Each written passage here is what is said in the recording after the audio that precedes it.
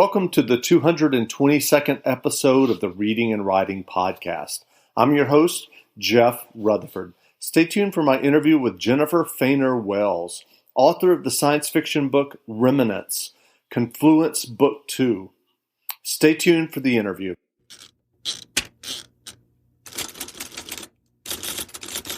Welcome back to the Reading and Writing Podcast. My guest today is Jennifer Foehner Wells. Wells' latest novel is the second book in a science fiction series, Remnants, Confluence Book 2, which was published in March. Jennifer, welcome to the podcast. Thanks for having me, Jeff. Great. Well, can you read the first chapter of Remnants, Confluence Book 2? I would love to. Here we go. Chapter 1. When the first blow hit the ship, Kai Negley was thrown across his enclosure with a violence he'd never known in his long life. He thudded into the wall of his tank so hard he lost consciousness for a moment. When he came to, he reeled with pain and consternation. He had incurred soft tissue damage for sure. He'd regenerate, but it was a blow to his ego to be treated with such blatant contempt. His limbs curled in impotent rage as he went immediately to assess the damage to his ship. Some of his equipment was failing from the impact, but he was able to determine that there was a breach on the starboard side, a gaping hole in the protective envelope of the ship.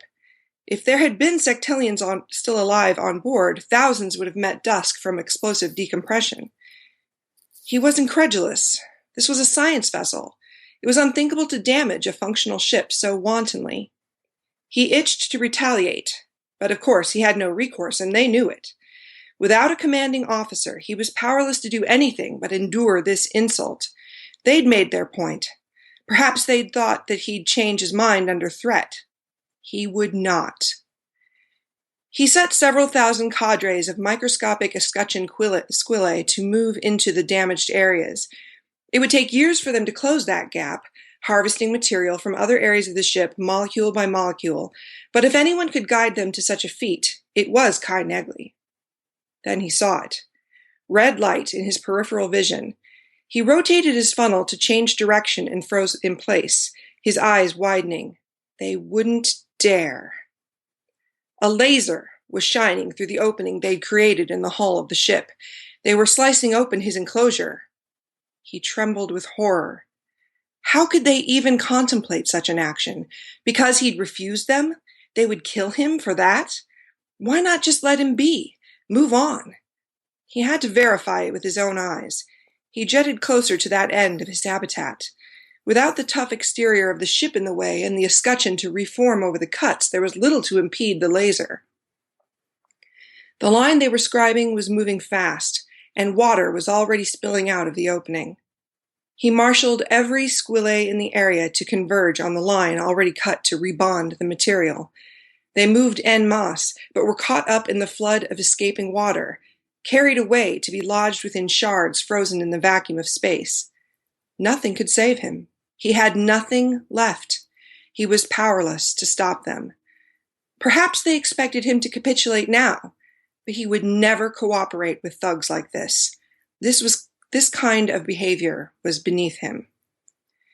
He watched the laser mercilessly cut across the barrier between himself and the void. Cracks began to form in the transparent material as the pressure of the water pushed against the weakened areas. He could hear the tank creaking and groaning under the strain.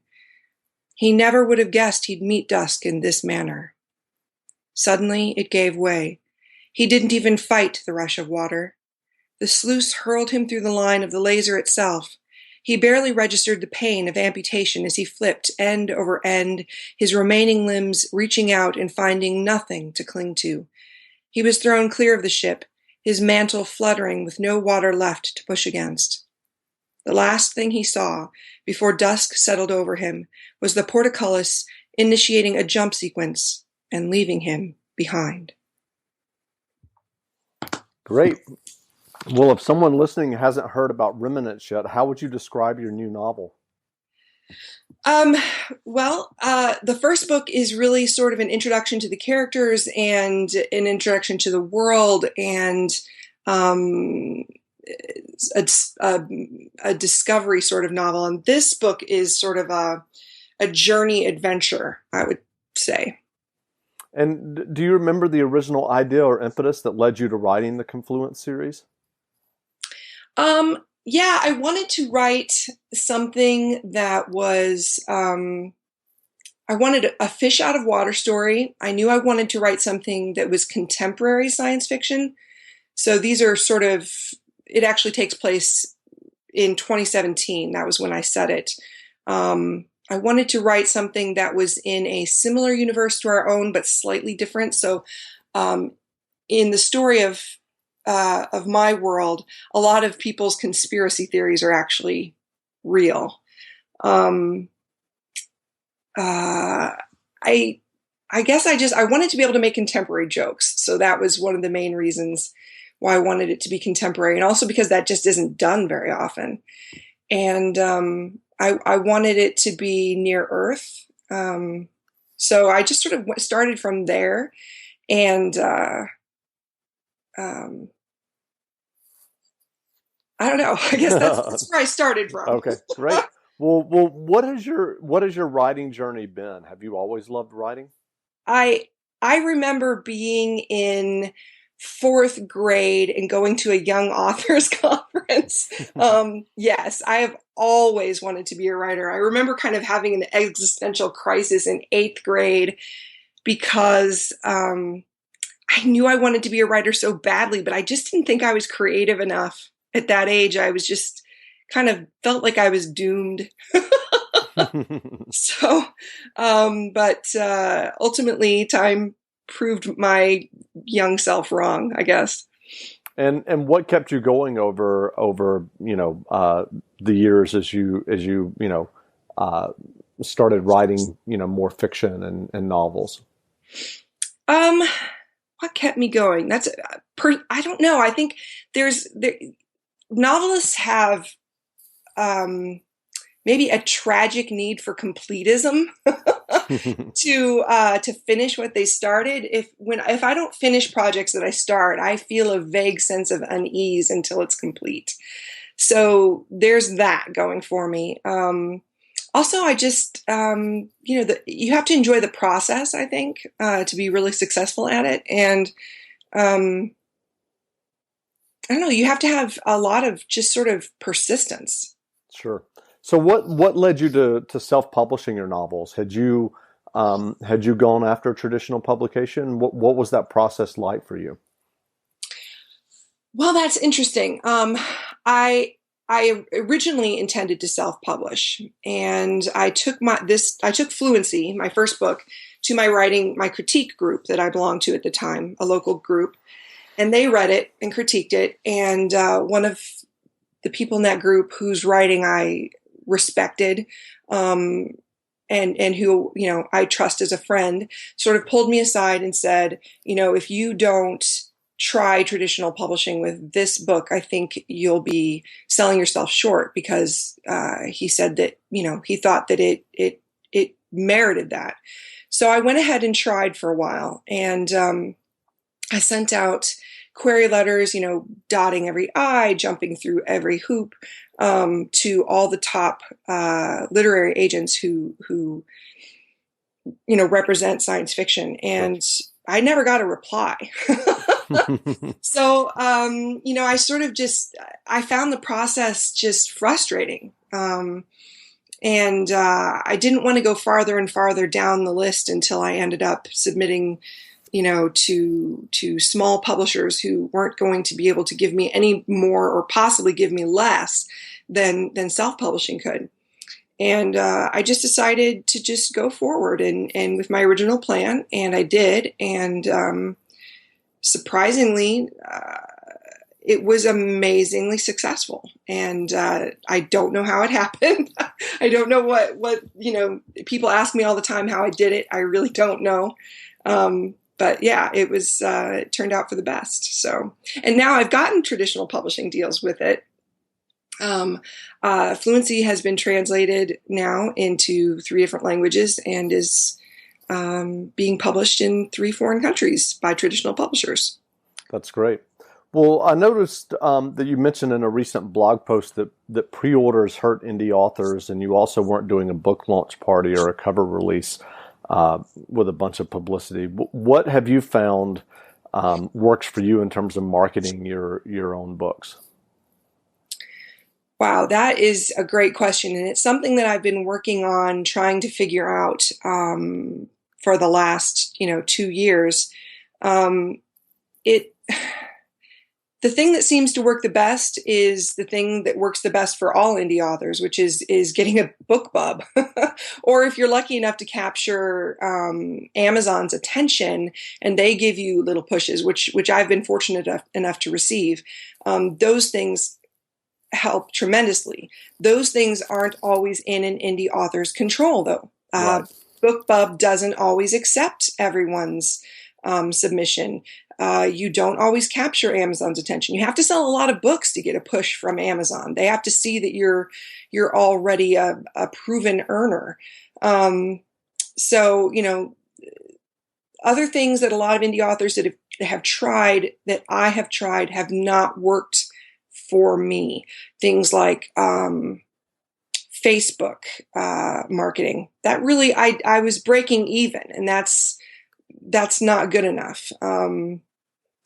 The thing that has helped me the most has been simply word of mouth. I have a big Twitter following, and those people are my best cheerleaders. They love my work and they talk about it. So, That's great. So the quality of the quality of the writing and the quality of the book. Yeah, I'm sure that helped. I mean, in that vein, do you work with an editor? Yes, I have 2 editors now. I have worked with several over the last few years. But I have one that is sort of my core editor that I feel like I really need very much to use. He's actually local here to me. His name is Jeff Seymour, and at this point, I'm doing 3 layers of edits. I start out with, actually 4, because once I finish my draft, I go back and make my own, read it through and make my own revisions. Then I pass it off to Jeff, and Jeff does a developmental edit. So that's a story level edit. And, we basically all we're talking about at that point is enhancing the story, finding points where it's moving too slowly and tightening those up, or finding missed opportunities and those sorts of things. That once I complete that edit, that complete pass, then it goes back to him for what's called a line edit, and that's going on a sentence by sentence basis. Looking not only for typos and errors, but factual errors. And, he'll ask me about, are you sure this scientific concept is correct? Because it goes against, what he had thought, or he did a little research and he wasn't sure, and those kind of things. So we sort of work through sentence by sentence, paragraph by paragraph through the entire novel that way. Once I've completed all of those corrections, then I send it off to a proofreader who is simply looking for typos and grammatical errors, those kind of things. Once that's complete, then I publish. Great. So I noticed in another one of your blog posts that you mentioned that you had tried some of the other ebook platforms, Apple's iBooks, and Barnes & Noble Nook, but then you ended up going back to Amazon exclusively for publishing your ebooks. Can you talk about that decision? Well, Amazon made my career, first of all, so I have a strong sense of loyalty toward them because I was completely unknown, unheard of, and within 2 months I was a best-selling author on Amazon. So I was exclusive to Amazon from the beginning, and then I decided to try to branch out because a lot of indie authors say it's smarter to branch out to be, wide across the platforms in case any one platform fails you or changes the rules or whatever. And while I agree with that to an extent, the problem is that Amazon owns the marketplace. And I don't believe it's a monopoly. I don't believe it's a monopsony. What I think is that Amazon is an innovator They know what they're doing. They've created the best platform, and no one else even comes close. iBooks bookstore is a mess when you're trying to buy books from them. There's no good search engine. Nook is going under right now, essentially. They're closing up shop in the UK right now, if they haven't already, and they are, it's only a matter of time before that happens in the United States. Kobo is in its infancy. Kobo could be great, but it's not there yet. Their own self-marketing, their own self-promo doesn't really work. Mm-hmm. I paid for promo through Kobo and saw zero sales. Oh. I have over 2,300 reviews on Fluency on Amazon, and on the other platforms, 1, maybe 2, and really just no sales. So it was really a no-brainer for me. Right. It seems like, the kind of readers that read sci-fi are voracious readers, and they're on Amazon. So I do occasionally get people asking about other platforms, and I feel badly, but this is a business. Yep. And I'm actually supporting my family with my writing, so I have to make the best business decisions I can. Understood. What advice would you have for aspiring writers who might be listening and are interested in writing their own novels or short stories? Write a lot. Keep writing. And I would also say, while you shouldn't, take every suggestion that every beta reader gives you or every critique partner gives you, don't think of your own words as being biblical. You really have to be flexible. If you want to sell something, it has to be marketable, it has to be readable, and other people have to get it. So, if a lot of people are reading your work and they're giving you a lot of the same feedback, there's probably something to it. So you have to be flexible, you have to be thoughtful, you have to distance yourself from your own work and see it as work and not as an extension of your own self-worth. And you just have to keep moving forward. Keep writing. Everything you write makes you a better writer. Every short story I've written, every novel I've written has improved my writing skills. And I hope to keep improving with time. And I take my editors and my beta readers very seriously. I don't take their every single suggestion, but I really, do a gut check with every single, thing that they bring up. So those are critical things. So that's what I would suggest. Write a lot, have a lot of people read it, and listen to what they have to say. Gotcha. So when you sit down to write, are there ever days that you need to do something to jumpstart the process? Sometimes I'll write on something sort of inconsequential, like a blog post or an email or just something to just get the fingers going. So one thing I'd like to do, it's something I just started doing, is a lot of my friends are doing dictation, to sort of speed up their writing process. I tried that. It didn't really work for me. It didn't increase my my typing speed at all. It just made me more anxious. But what I did find worked for me was making voice memos of what I wanted a scene to be like and how the sequence of events would go. And then I don't even necessarily need to listen to that again. And I'm able to write the scene much more quickly. And so it's sort of a way and fleshing it out, because I'm just sort of painting broad strokes when I'm sort of making this voice memo. It might be 10 minutes, but it could be a 3,000 word chapter that I'm talking about. And it seems to, force me to think through enough of the details that it speeds up the process for me. So that's something I just started doing that has helped me a great deal, because otherwise I tend to stare at the blank screen and say, okay, what happens next? And then I sit there and think about all the possibilities, and then my mind wanders, and then I wonder what If anybody replied to my post on Facebook, and then that's death to writing. Yeah. So are there books and authors that inspire your own writing? Yes, tons. I read voraciously. I always have since childhood. My very first inspiration, there were two actually. One was Ray Bradbury's short stories. Someone gave me a big tome of those when I was, I want to say 12 or 13, maybe. Might have been closer to 11. And just those little nuggets of great sci-fi, I already knew I liked things like Star Wars at that point, and Star Trek, but I don't know, it sort of solidified something. And another one that really got me was, that I think about still sometimes, was The Day of the Triffids. I think that's John Wyndham. Mm-hmm. That book just blew my mind.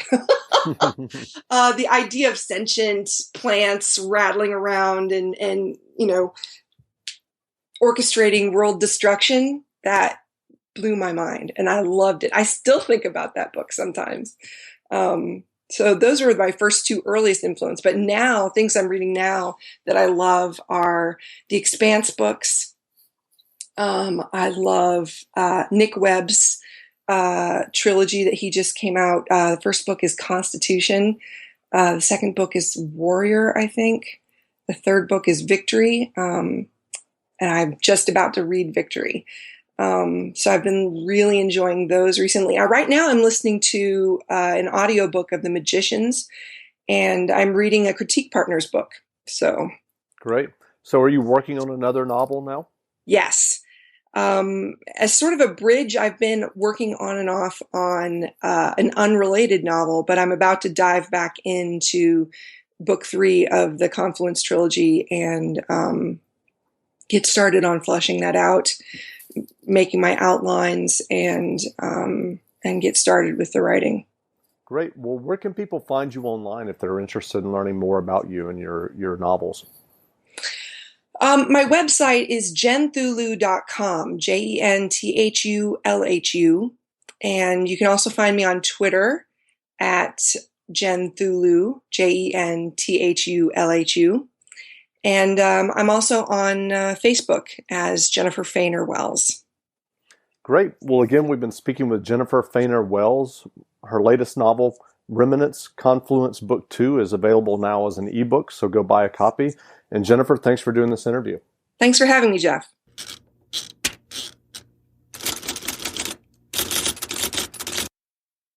When Sandra doesn't talk to a Mattress Firm sleep expert, junk sleep presses the wrong buttons in her brain.